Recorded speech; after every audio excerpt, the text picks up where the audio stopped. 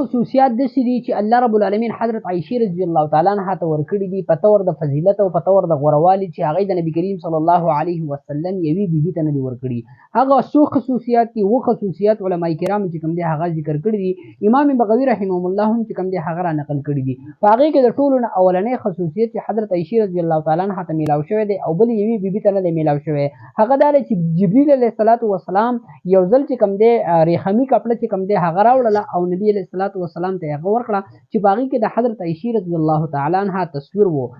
په هغې کې د حضرت عائشې رضی الله تعالی عنها تصویر و. نبی علیه السلام ته یې وي چې آینده وخت کې به دا ستا په بیبیانو کې او دا به ستا بیبي وي.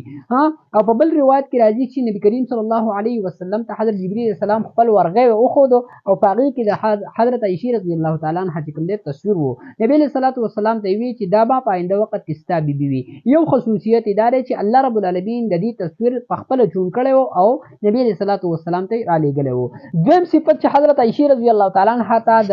الله رب العالمین د طرف نه میلاو شوی دی بلې یوې بیبي ته نه دی، هغه دا دی چې د نبي کریم صلی الله علیه وسلم چې څومره ودونه شوي دي، څومره نکاحونه شوي دي، هغه ټولو د کونډو سره شوي دي، یعنې هغه باکرې نه وي. او حضرت عائشې رضی الله تعالی عنها چې کومه وه دا باکره وه، جنۍ وه چې د دې سره د نبي علیه السلام نکاح شوی دی او دا هم د دې خصوصیت و. بلې یوې بیبي سره نبي علیه السلام چې هغه باکرۍ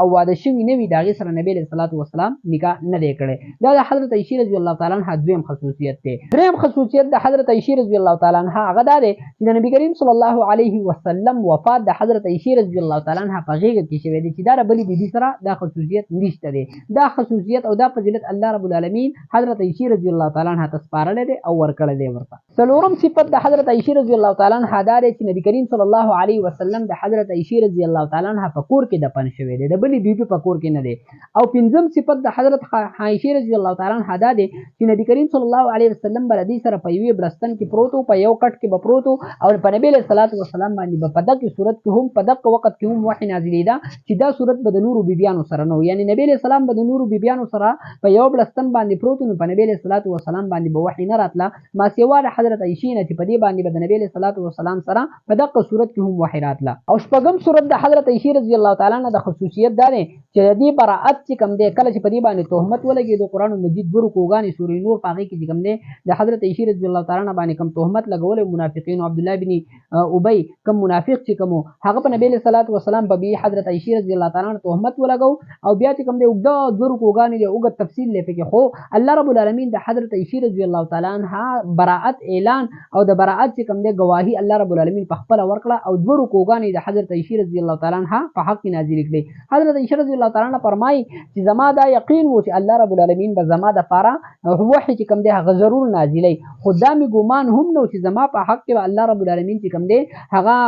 د قرآن مجید آیاتونه نازلوي او هغه به تر قیامته پورې لوستی کېږي، دا زما په وهم ګمان کې هم نه وه. الله رب العالمین دوه رکوګانې د دې براءت په حق کې چې کوم دی هغه نازلې کړې. دا د حضرت عائشې رضی الله تعالی عنها بل خصوصیت دی. په تخصیص بالنعمت په توګه باندې به حضرت عائشې فرمایل چې ما د براءت اعلان چې کړی دی الله رب العالمین کړی دی، زه الله رب العالمین پاکه کړې یم.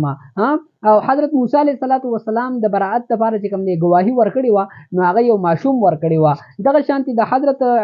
مریم علیه السلام باندې تهمت ولګېد، هغه عیسی علیه السلام د هغې ګواهي ورکړه د براءتو.